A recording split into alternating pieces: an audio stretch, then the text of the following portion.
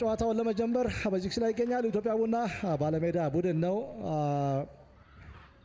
የለበሰው ማሊያ በዚህ ረገድ ከሚታወቅባቸው ማሊያዎች መካከል አንደኛው ነው። ቡኒ ማሊያ አዳማ ከነማ ሙሉ ነጭ ማሊያ ለብሶ ነው ወደ ሜዳ ገባው። ጨዋታ ተጀምሯል። ኢትዮጵያ ቡና ከግራ ወደ ቀኝ በሐዋሳ ዩኒቨርሲቲ ስታዲየም 24ኛው ሳምንት ሁለተኛ ሁለተኛ ጨዋታ ላይ እንገኛለን። ቀደም ብሎ በተከናወነ ጨዋታ ኢትዮጵያ መድን የወቅቱ ሻምፒዮን አርባ ምንጭ ከነማን 2-0 በሆነ ውጤት በማሸነፍ ነጥቡን 28 አድርሷል። ማርቆስ ኤልያስና ሳምሶም ጥላሁን በአማርኛ የቀጥታ ስርጭት፣ ሳሙኤል ጆንሴና በወንጄ ደጋጋ በአፋን ኦሮሞ የቀጥታ ስርጭት ይህንን ጨዋታ ወደ እናንተ እያደረስን እንገኛለን። በዚህ ሰዓት ዘላለም አባተ የመጀመሪያ ጎል ፍለጋ ኢትዮጵያ ቡና ጥሩ አቅርቦት ነው። ቢሆን ግን በዚህ ሰዓት ጥሩ የጎል ማግባት ሙከራ አመለሸጋው ደጋፊ በዚህ ሰዓት በመስሮች መካከል ቢኒያም ጌታቸው 10 ደቂቃዎች አልፈዋል። ከጨዋታ ውጭ አይደለም። አህመድ ሁሴን ምናልባት ተመሳሳይ ጎል አህመድ ሁሴን ጎል አስቆጥሮ 1-0 ከጨዋታ ውጭ ጥያቄ እያቀረቡ ይገኛሉ የኢትዮጵያ ቡና ተጫዋቾች። ግን ውሳኔው ተላልፏል።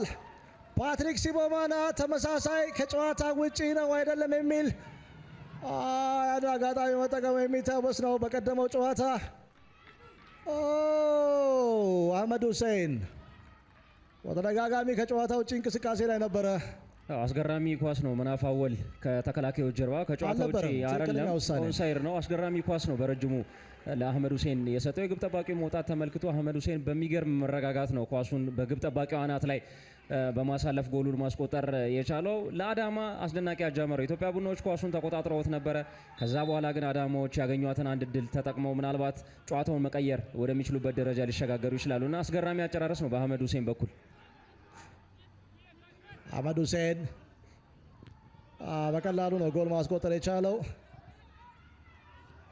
ኢትዮጵያ ቡና የትኩረት ማጣት ችግር በገጠመው ሰዓት የሚሰጡት ስፔስ በጣም አስደንጋጭ ነው እና እንደዚህ አይነት ስፔሶችን ለቢኒያም አይተንና አቡበከር ሳኒ ምናልባት ቢኒያም አይተን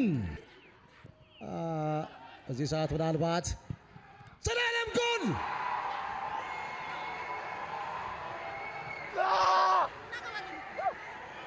ዘላለም አባተ ኢትዮጵያ ቡናን አቻ አድርጓል። አራተኛ የሊግ ጎል ከአንድ ጨዋታ እረፍት በኋላ ወደ ጎል አግቢነቱ ተመልሷል። የቀድሞ የወላይታ ዲቻ ኮከብ አራተኛ የሊግ ጎል ነው ለዘላለም አባተ። ናትናኤል ፍሬው በሚገኝበት መስመር ነው አሁንም እድሉ የተገኘው። ይታገሱ ታሪኩን ማድነቅ ይኖርብናል። አስደናቂ ሰንጣቂ ኳስ ነው ለዘላለም አባተ ማድረስ የቻለው። ከዚህ አንግል ጎል ለመቆጠር በጣም አስቸጋሪ ነው። የግብ ጠባቂውንም የተወሰነ ስህተትም እዚህ ጋር ተመልክተናል። ግን የኢትዮጵያ ቡና አደገኛው መስመር ዘላለም አባተ የሚገኝበት መስመር ነው ስንል ነበረ። ከዛ መስመርም ጎል ሊያገኙ ይችላሉ ብለን ነበረ። የአቻነቷን ጎል ከዛ መስመር አግኝተውታልና ኢትዮጵያ ቡና ጎሉ ከተቆጠረባቸው በኋላ ኪን ለመጨረሻውን ሳቅ ሊስቁ ይችላሉ። የትኩረትን ይስባል አብዱል ከሪም በመስመሮች መካከል አላዛር በዚህ ሰዓት ጥሩ ድል ነው። ጥሩ ደሊቨሪ እዚህ ሰዓት ዘላለም አባተ ለምን መለያውን እንደጠየቀ በሚገባ እያሳየ ይገኛል። ወርቃማ ድል ጎል በፍቃዱ አለማየሁ። ዘላለም አባተ ጎሉ መነሻ ነው። በመጀመሪያው ዙር በቀይ ካርድ ከሜዳ ወጥቶ ነበር። ያንን የቁጭት ስሜት ነው እያሳየ የሚገኘው በፍቃዱ። የተለመደ የደስታ አገላለጽ። ወዲህ ራምኬል ጄምስ የሕክምና እርዳታ እየተደረገለት ይገኛል። ኢትዮጵያ ቡና ከመመራት ተነስቶ አሁን እየመራ ነው የሚገኘው። የመጀመሪያው ዙር ቁጭት በዚህ ሰዓት እያሳዩ ያሉ ይመስላሉ። ዘላለም አባተ አስደናቂ ክፍተት ነው ያገኘው። ዘላለም አባተ በነፃነት ነው ኳሱን ወደ ሳጥን ማሻማት የቻለው። በፍቃዱ አለማየሁ የያዘው ማንም ተጫዋች አልነበረም። በቀላል ሁኔታ ነው ጎሉን ማስቆጠር የቻለውና የአዳማ ከተማ ተከላካዮች ተጫዋቾቹንም የተመለከቷቸው አልመሰለኝም።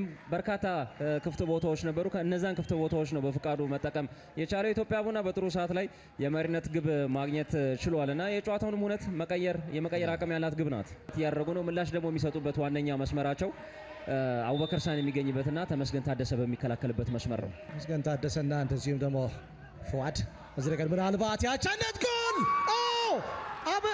አስደናቂ ጎል አስቆጠረ አህመድ ሁሴን። 2 ጎሎች። የጨዋታ ምናልባት 4-4 አይነት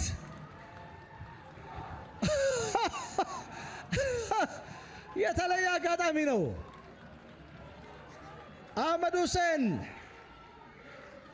7ኛ የሊግ ጎል። ምን አይነት አስደናቂ ጨዋታ ነው ማርክ የተመለከተን የምንገኘው። ሰከንድ ቦሉን ነው አህመድ ሁሴን ያገኘው። ለአላዛር የተላከውን ኳስ ነው ፉአድ ከመታው በኋላ ቀጥታ አህመድ ሁሴን እግር ስር ነው የገባቸው። አህመድ ሁሴን በአስደናቂ ቮሊ አሁንም ሁለተኛ ቮሊውን ማስቆጠር ችሏልና አዳማን በጥሩ ሰዓት ላይ ወደ ጨዋታ የመለሰች ግብ ነው ማስቆጠር የቻሉ። ምን አይነት ድራማዊ ጨዋታ ነው ማርክ የተመለከተን የምንገኘው። ገና 30 ደቂቃ ነው፣ 4 ጎሎችን ተመልክተናል። ምናልባት ከዚህ በኋላም ጎሎችን ልንመለከት እንችላለን።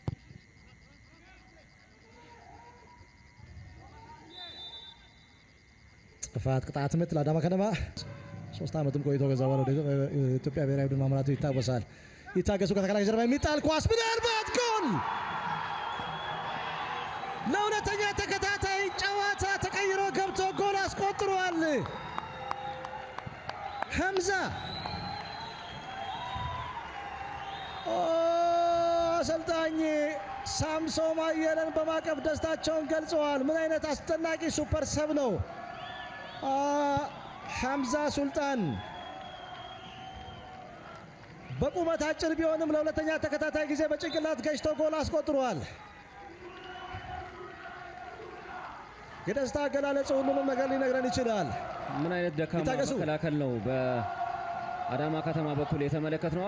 አህመድ ሁሴን ጨዋታው ላይ እንዲቆይ አድርጎታል። ሐምዛ ሱልጣን አስደናቂ ነው። ግቡን ሳይመለከት ነው ወደ ኋላ ኳሱን በግንባር ገጭቶ ማስቆጠር የቻለው። ግብ ጠባቂው ናትናኤል ተፈራ ምንም ማድረግ አልቻለም። አህመድ ሁሴን ጨዋታ ውስጥ እንዲቆይ አድርጎታል እና ለኢትዮጵያ ቡና ጥሩ ሰዓት ላይ የተገኘች የመሪነት ግብ ናት። ተቀይሮ የገባውም ሐምዛ ሱልጣን የአሰልጣኙን አደራ በሚገባ መቀበል ችሏል። ሁለተኛ ተከታታይ ጨዋታ ተቀይሮ ገብቶ ጎል አስቆጥሯል። ኢትዮ ኤሌክትሪክ ላይ ወደ ጨዋታ የመለሳቸውን ጎል አሁን መሪ ያደረጋቸውን ጎል አሰልጣኝ ስዩም ከበደ